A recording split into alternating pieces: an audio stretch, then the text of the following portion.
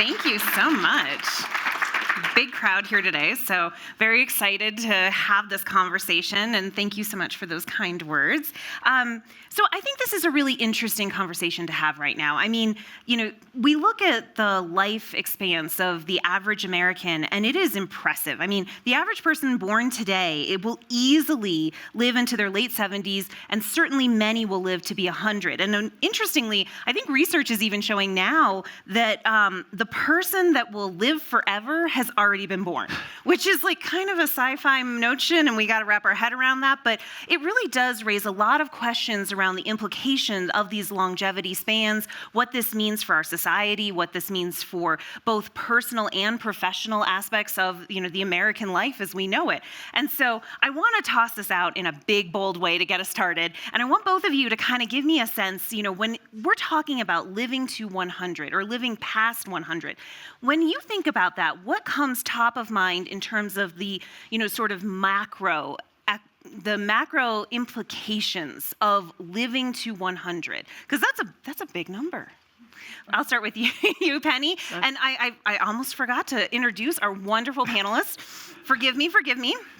So we have Penny Pennington. She is the managing partner of Edward Jones. Fabulous voice on this. And of course, we have Rob Falzon, who is the vice chair of Prudential. So I'm very excited to have you both have a conversation around this. And Penny, kick us off. So macro implications to living for 100. Okay, let me start this way because I always love to start talking about our clients. That's who we serve, 8 million clients across North America. I'm Willard Scott of Edward Jones. Anybody remember Willard Scott, who would get on the weather report and wish a 100th birthday to some lucky American? You remember that? So our financial advisors get in touch with me on a very regular basis and say, my client Ruby is turning 100 years old. Would you send her a letter? And here is Ruby. Here's what she's all about. This is her family. This is how long we've worked. This is what she cares about. And so the implications of more people living to 100 means the ramification of a family needing to think about 5 generations of their family at one time in terms of wealth building. Edward Jones has been around for 102 years. We've served 7 generations of clients. We're serving 5 generations of clients at one time now. 70 to 75% of people say that they think they're going to live to 100. Only a third of people say that they think they could afford a retirement the way they think about it of 20 years or more. Only a third of Americans think they could afford that kind of retirement. So the ramifications for what we know from our research people care about, their health, their family, their purpose, and then a financial plan that puts all of that in context for multiple generations of their families. The ramifications are broad for families and wealth building. They're also broad for what advice needs to be in the financial realm for individuals and their families in North America. I love that. Rob, set the big picture for us for you. What do you sort of think about when these kind of conversations come to take place? I think Penny is going to be making a lot more phone calls and letters. But as I think about it, so people are going to be living longer, but you want them to live better longer as well, right? So if you think about the intersection of that, what are the implications? There's going to be an intersection of public policy and engagement, private sector and individual, and on the public sector, think about what's going to happen if people are living to 100 or better. Healthcare, Social Security, the safety nets that we need as a society to be part of that solution, going to put enormous stress on governments here and frankly abroad, because that demographic shift is not necessarily unique to our country. From a private sector standpoint, we have to figure out how do we engage with people to help provide that better component of that longevity. And a lot of that starts with, you hate to think that everything is financially based, but the reality is if people are not financially secure, lots of other bad things happen, mental health and otherwise. And so you got to create that stability, and that's a role that we can play within the private sector. And then individuals need to be thinking about they've got the concept that they want to live longer and they think they could live longer, but they're not planning and acting like they're going to live longer. And so there's a certain responsibility that comes along with that, which is, okay, if I'm going to live 40 years into retirement instead of 20 years into retirement, what are the implications to me? I like that. So let's start unpacking this a little bit. Rob, you mentioned the individual. So let's start there. So if you're living to 100 and, you have a robust career now, is that career going to last? I wondered, how do you make a career last? Or, are we going to be sitting there and all on golf courses and walking along beaches for 40 plus years? What is it, do you think, are going to be the stepping stones for getting us to, that healthy, that successful, that fulfilling future if we do have such a long time horizon? I'll start with you, Rob, and then I do actually want to hear Penny on your thoughts on this as well. Yeah, sure. So we actually did a survey recently, a pulse survey that sought to seek out how people were thinking about retirement that are in different age cohorts, and what you find is that and we did 55, 65, and 75, and at 55 years old, 1/3 of the individuals that we surveyed indicated that they plan to delay retirement. So part of the answer here is going to be people are going to be working longer. Half of them indicated that they're going to be working part-time in retirement. Okay. Now, if you think about that, that's,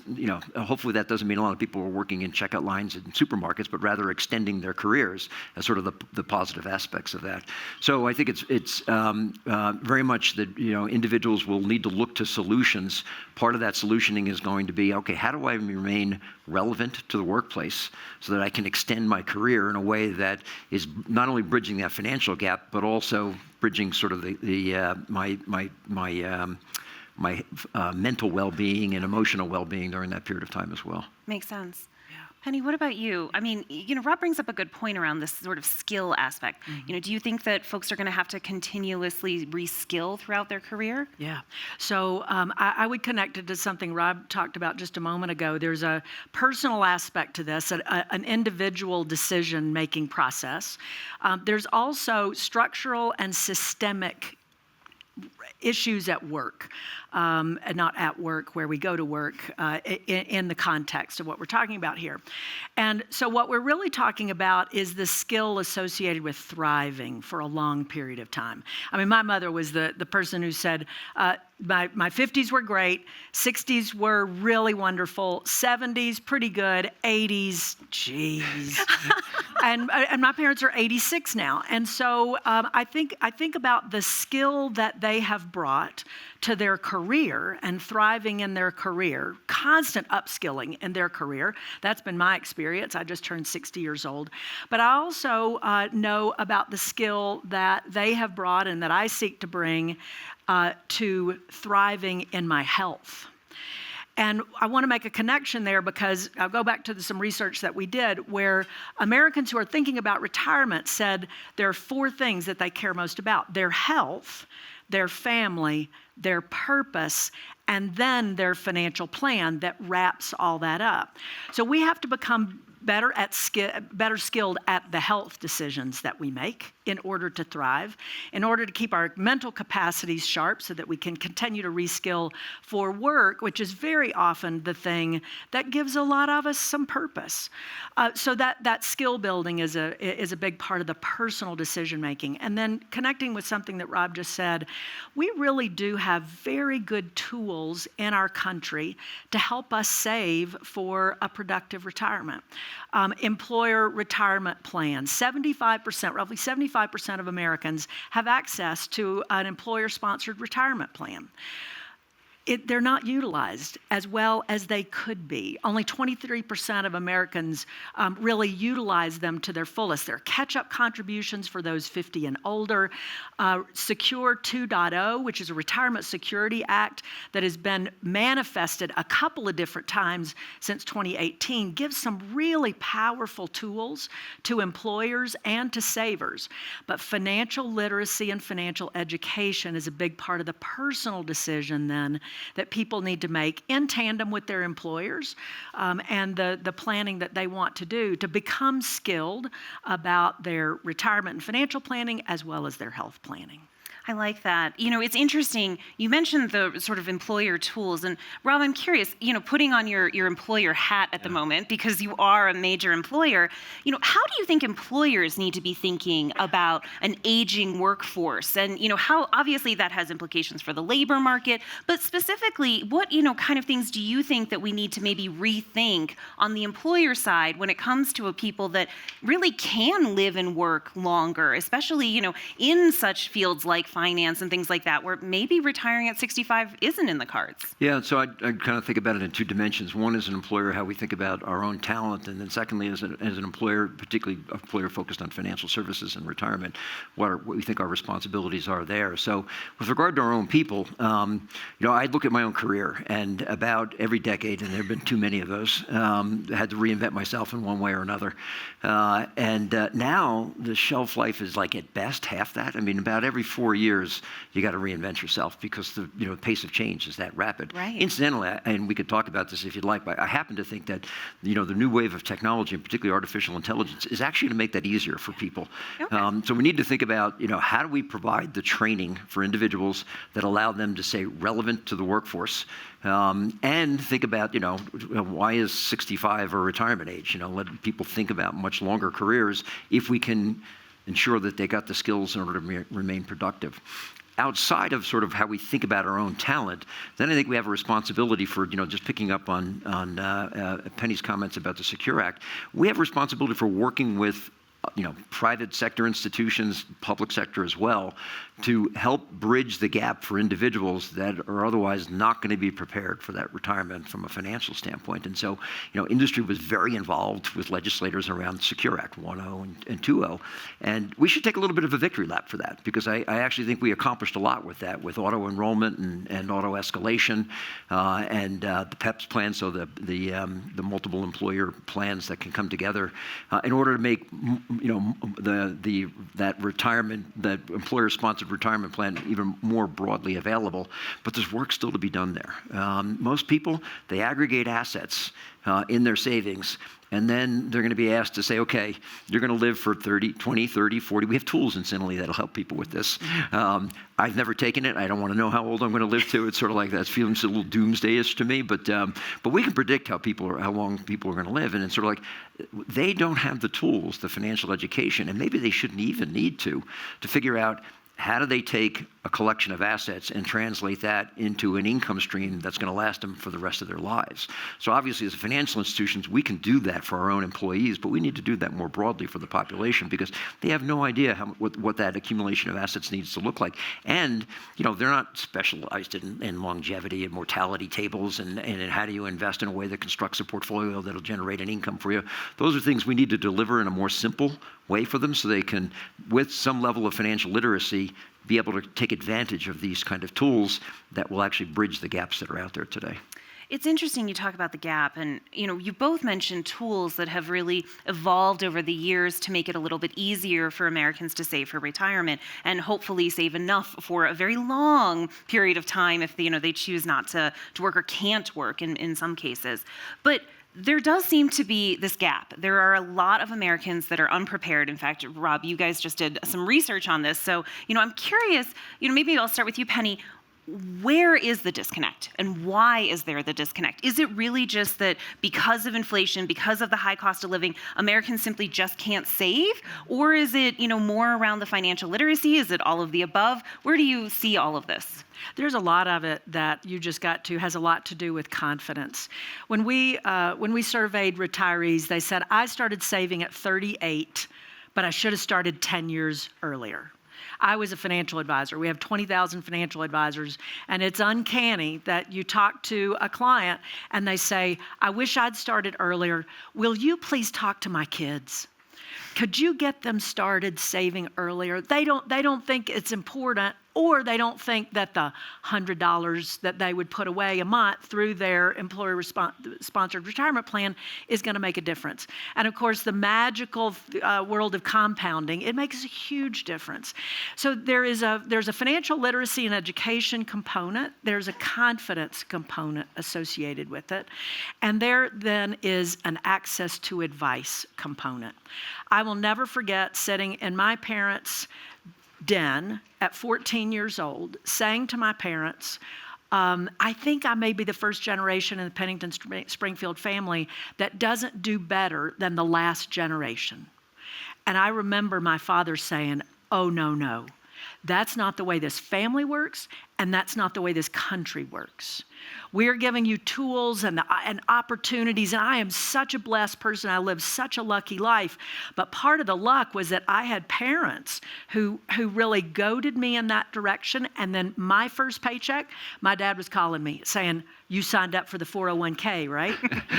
You know what the match is, right?" And so the reason that I'm pressing in on this is that financial literacy and access to advice is really, really important in this context. This is why Edward Jones made a commitment starting in 2020 to educate 1 million Americans. Basic financial literacy and budgeting. We're in thousands of high schools across America. 33 states have now mandated that financial literacy be part of the high school curriculum.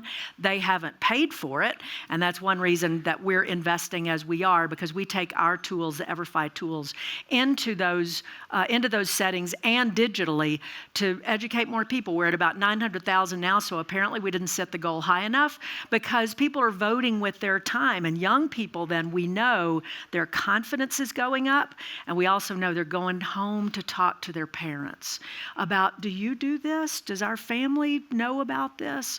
So the multi-generational aspect of financial literacy and access to advice, people knowing that they can get good financial advice and that they deserve good financial advice, is really important in this context, too. I love that. Just building on that for a moment. Yeah. Things do have to change. I mean, if that study that you referred to, the average individual at 55 years old has got less than $50,000 saved for retirement. Okay, that's like, you need to 10x that in terms of where they should be. So it's a huge gap. And to Penny's point, we have the constructs are there, they're available to them. So what's wrong? How do we close the gap between, these are individuals, that are educated and they know they're supposed to be saving, but they're not. And so, the solution to that has to be some combination of financial education.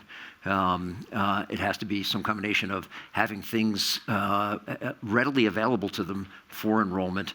And in fact, given human behavior, this concept of automatically defaulting people in, because the human behavior is like, I'll do that tomorrow. 10 years later, they wish they'd started 10 years earlier, but they don't. And then just that idea of how do you help them to manage that wealth once they've got it with an advisor. One of my associates reminded me that when Social Security was first introduced, people won't know this, but it was a lump sum payment at age 65, really? Right? And they quickly put a stake in that because they saw, what are the downsides associated with giving people a pile of money at retirement, right? Most of them don't know what to do with that money. They don't have advisors, and it was great for the boat industry, I think, but probably not much for anyone else. So financial literacy is going to be a key component of this because things have to change from the structures we've got. And of course, when Social Security started, the average age to live was 67, 68, right. So you got a lump sum, you spent it on something, and then maybe you passed it on to other people or paid down debt. And so I'm sure we'll get to the wealth transfer. But absolutely. I'm curious. We talk a lot about financial literacy in sort of the financial space, and that's really helpful, I think, for Gen Z, for millennials, maybe even for Gen X. But for those folks, to your point about the research that are, a median savings of $50,000 and they're 55, what do we do for those folks? I mean, because those folks are probably going to be living, if not to 100, then certainly well past the 65 retirement age where, in past previous generations, maybe they, got their Social Security and then, passed away pretty quickly after that. But what are we going to do about this generation? Yeah. One of the things that I love about Aspen is, in the panels that I've been to, it's not just about admiring the problem.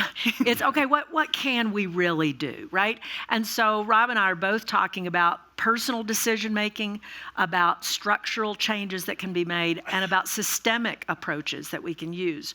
I will point to the hopefulness aspect of this. If you're 50 or 55, it's not too late right? If you've got access to an employer-sponsored retirement plan, there are catch-up contributions that were mandated or allowed, by Secure. Some people think they should be mandated. That were allowed by Secure 2.0.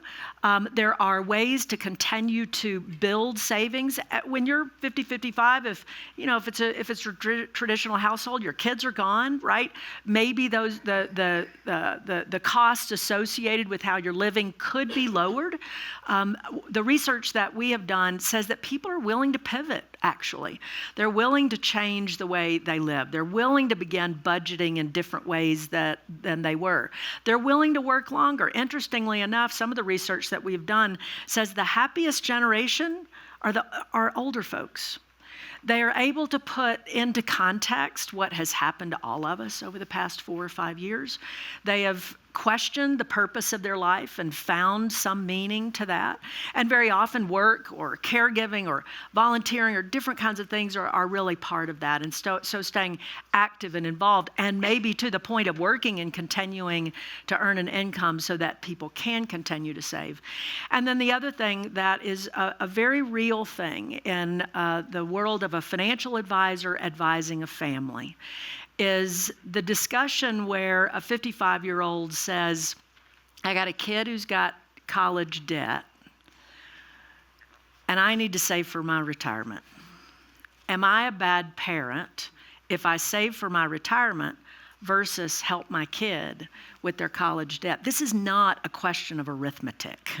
This is a deeply emotional conversation that spans 2 and 3 generations of savers and investors and retirees vis-a-vis this conversation.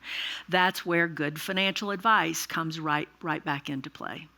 We in the survey, to this very point that you're making, Penny, you have this 55-year-old cohort right now. They're in this sandwich. I heard it referred to in the earlier panel as the panini. Multiple generations. So maybe that's more like a club sandwich. I don't know. They're in a position now where they're taking care of parents, maybe even grandparents, and they're taking care of kids. Yeah. And what came through the survey is, we coined this term silver squatters.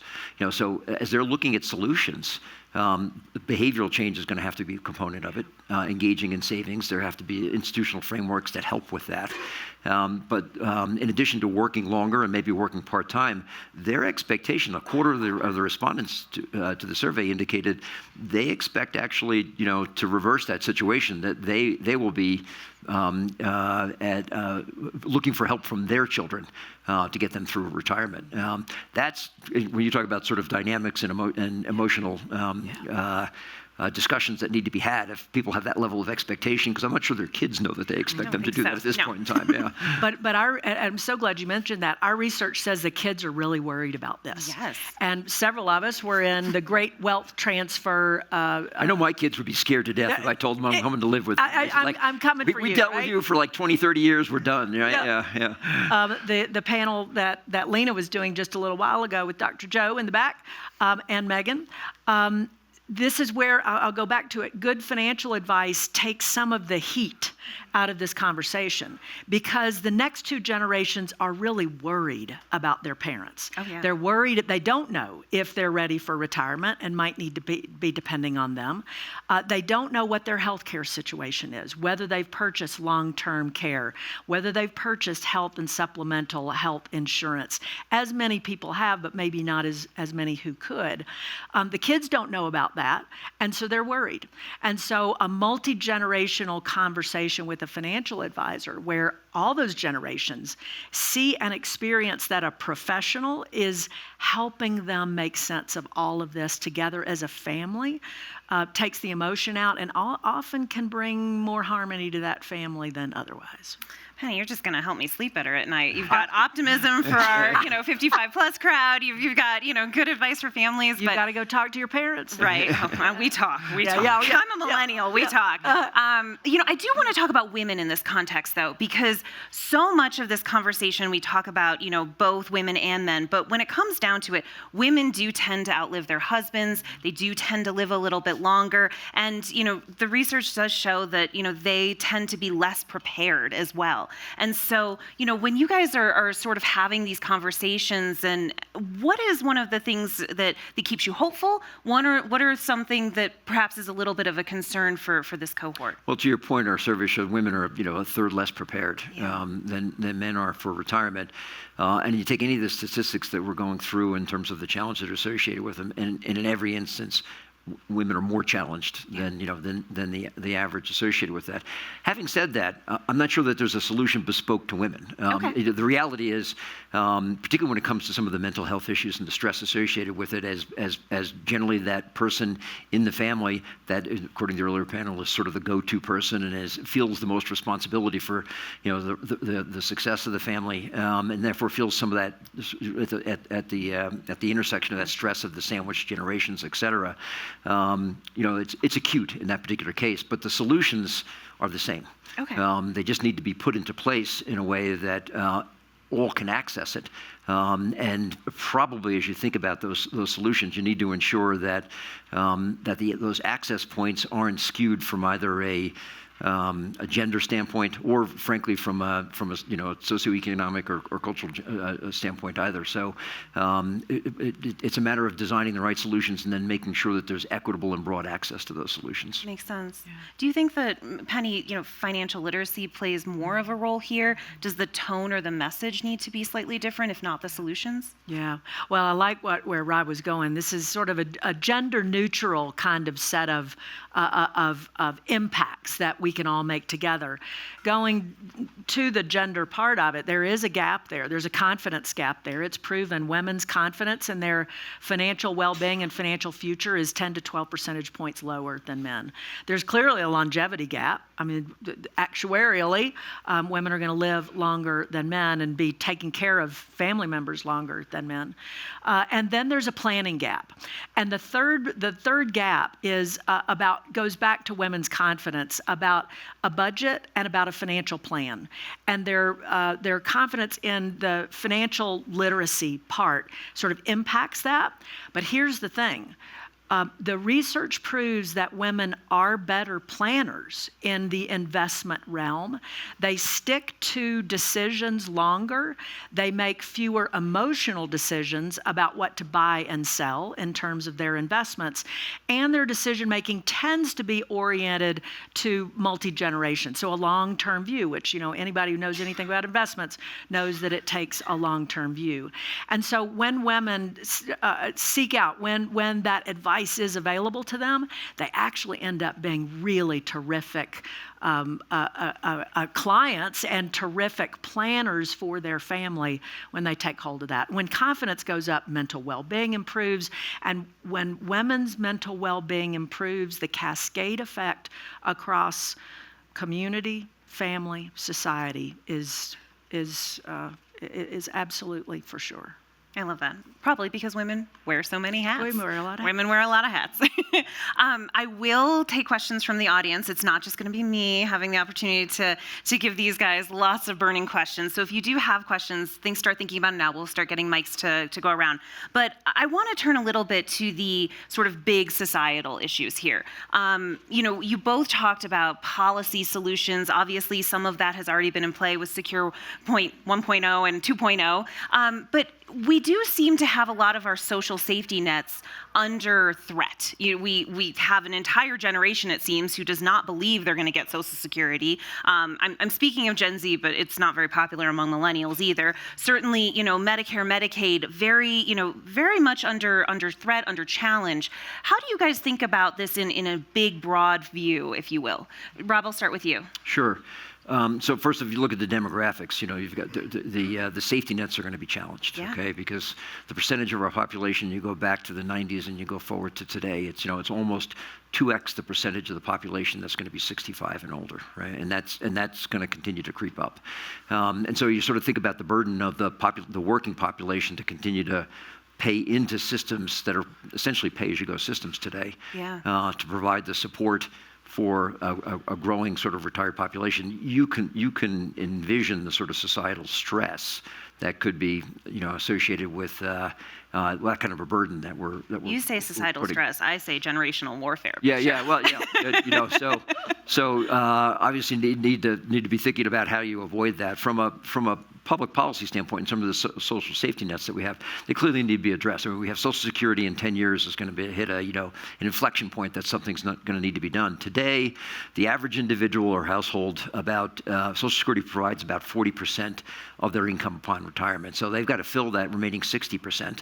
The reality is, and it's probably part of the cause of anxiety at the 55 and younger crowd, is there's an expectation that whatever that is today, it's going to be less on a go-forward basis.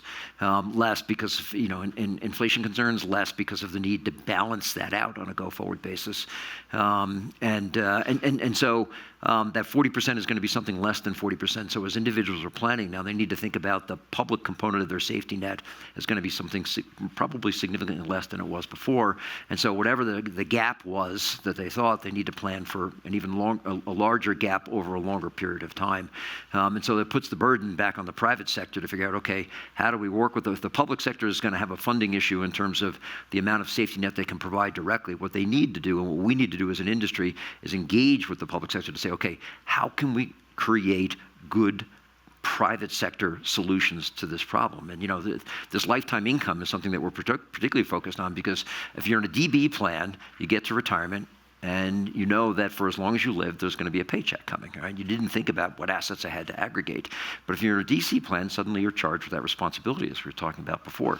That's, they don't have the financial literacy to be able to figure that out. So we need to work in advocacy with public policy on, okay, how do we ensure that people are enrolled?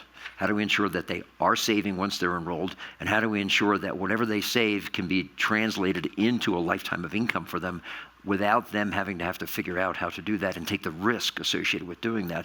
Private sector, the benefit of the private sector, like the public sector, public sector doesn't have the wherewithal to continue with it, but you get tremendous diversification across the population.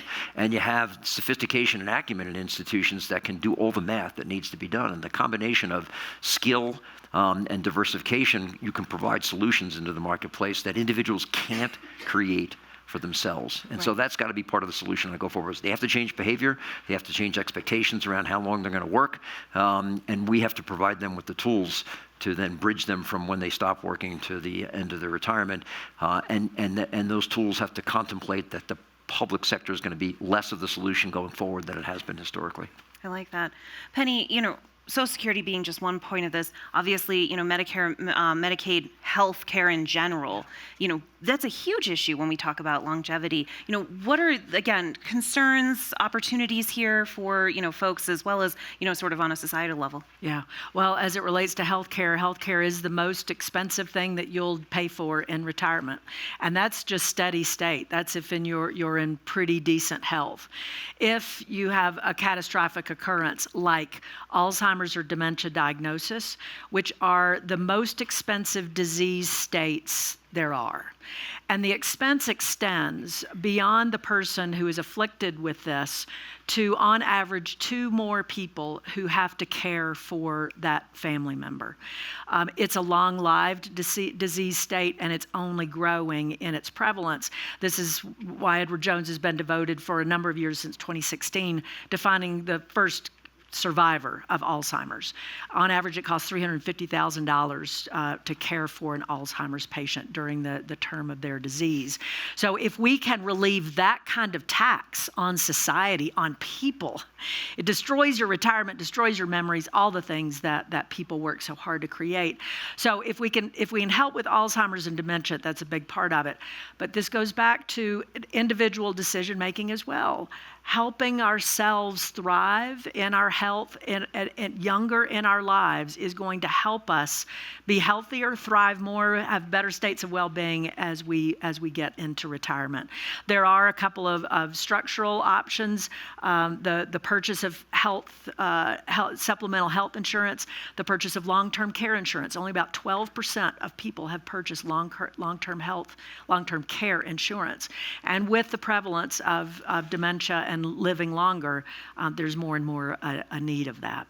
So those are some of those structural things that we've just got to think about paying for. I like that. All right, you've all been very patient. If there are questions, we'd like to take them. Oh, yep, there we go. Hand immediately shot up. You mentioned long-term care. Do either of your firms sell long-term care insurance, and what do you think the viability of that product is moving forward? So we represent long-term care health insurance providers, and we provide access to that to our clients. It has gone through a lot of ups and downs over the past 15 or 20 years because there are so many more people needing to access that kind of care, and those who had it are drawing on it longer than many of the companies thought that was going to be the case. And so that's an industry that has gone through some issues and is trying to figure out, with all those actuarial tables and lack of understanding really about what the future holds based on what we've seen in the past. This is going to be something that we're all going to have to work through. Sorry, Penny. No, you're good. We're sort of thinking about the intersection of mortality concern and morbidity concerns. And so what we've done is we've added a rider to our insurance policies, which allows you to say, okay, if I've got something terminal and that's going to put me into a long-term care facility for a period of time or otherwise, I can get the value of that insurance policy prematurely. So I don't have to wait till I die and then use the insurance to pay for burial or, to basically pass on to the next generation. I can actually access those funds today in order to pay for, my end-of-life care. That's a solution that we think addresses some of the shortcomings that have otherwise plagued the industry with regard to sort of the long-term care policies that are out there. But that product is, I think, a good product and a way to think about, okay, I don't have to think discretely about morbidity and mortality. I can think about that as a packaged issue that I have to deal with. Long-term care is a standalone dealing with that. That's, I think there are challenges that the providers of those products have faced. I think it's evolving in a way that there'll probably be more availability of that. There's certainly going to be a need for it. Makes sense. All right, right up here in front.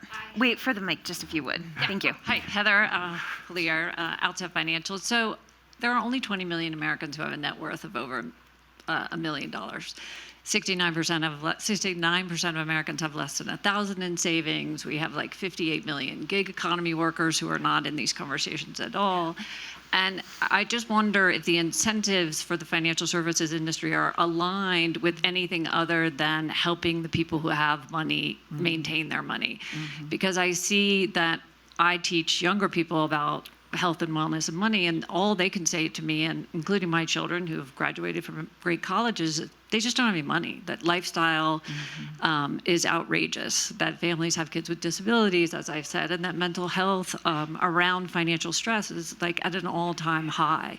So part of me wonders if you're really tackling, real life issues, including divorce, which is, of the 118 million married couples, 50% of them will end in divorce, which is a financially catastrophe for most families. I'm just curious, in the positive and sort of in the best case scenarios, how you're thinking about like these real life factors that really are what we're all living with. Yeah.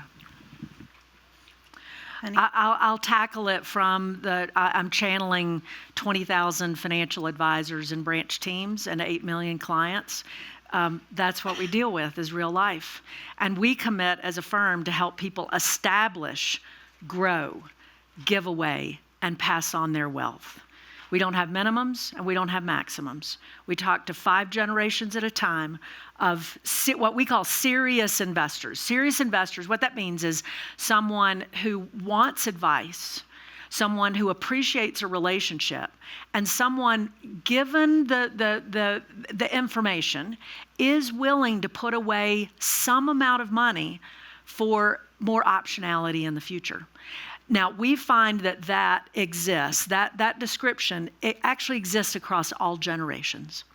The research that I've read says only 1 in 5 younger investors is getting their advice from TikTok. There are just all kinds of things out there that say younger people aren't taking advice, younger people aren't going to put away money. And what we find is it's not wholly true. But we also commit as a firm, and we have for over 100 years, to help people in the middle class or who want to become part of the middle class feel like they are part of the middle class and that they are creating optionality in their lives and multiple generations of their families to have the American dream, to be part of that. But all of those effects, I was a financial advisor 20 years ago. I was talking about those same things with people 20 years ago. It's real life, and we do life with our clients, and there are financial ramifications to all of those life events that we seek to help people through. So thanks for the question. Actually, it speaks to my heart because I have this discussion all the time, actually, with our regulators. So if you sort of think about the needs, that segment of the population has the same needs as they're different, but they have the same basic needs, right? For protection against mortality and morbidity events, and protection for retirement. And so the two major costs associated with getting solutions into the hands of that segment of our population. One are distribution costs. Now, technology is a great enabler from that standpoint. So you can see solutions on the horizon to reducing the cost of distribution, getting it into the hands. And so, Penny's firm has a human first touch technology enabled to it, but there's a technology component to it. And for those individuals where the cost of distribution with a live advisor, we can find ways to reduce the level of interaction with a live advisor, not eliminate it entirely, but augment it so that you can bring down that cost of distribution. The second is cost of manufacturing. How do you get a product that they can actually afford into their hands? And I have this conversation, it resonates with me. I just had these conversations all the time with regulators, and I just was with a series last week, which is as you define, and the message we try to get across from an industry standpoint and from a company specifically is that consumer protection has to be defined in two dimensions. One is, yes, when you sell a product to someone, you're going to be around to make sure that promise you made, you're going to be good for. Okay, that's one aspect of consumer protection.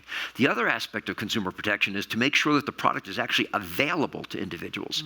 And if you tilt too far on the protection side, you make product incredibly expensive to deliver to that segment of the society because, reserving and capital, a bunch of stuff that's unique to our industry.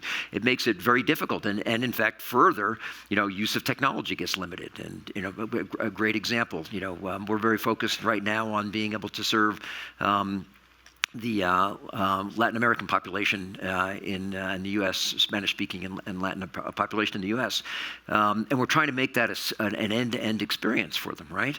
That they can do in language if they choose to. I'm not allowed to deliver a document in Spanish to those individuals. My insurance policy has to be in English. Okay, that's a regulation. That's just one of many examples of how regulation doesn't think through the implications of trying to provide solutions on a broader basis to our society. So it's a great question, and I think again, industry and regulators together, or industry and the public sector together, can I think do a better job of coming up with solutions to address that portion of the population. Great question. All right, let's go with the gentleman in the back in the blue. Yes, your mic right there. Yes, yay. Yeah. Sorry, not quite all the way back. Okay. Sorry. Good afternoon. So I'm from California, and it seems that some of the most comfortable retirees are public employees who are, and bravo to them, and this is not a rip on them. I'm just saying that there's a structured, predictable retirement plan that they get through the CalPERS system, where they can get 80 to 90% of their salary for the rest of their life if they serve so many years. And that gives them a measure of security and predictability. It seems that when the 401k plans were invented 40 years ago, this was an effort by the private sector to kick the can down the road on their responsibilities for taking care of their employees from a financial standpoint.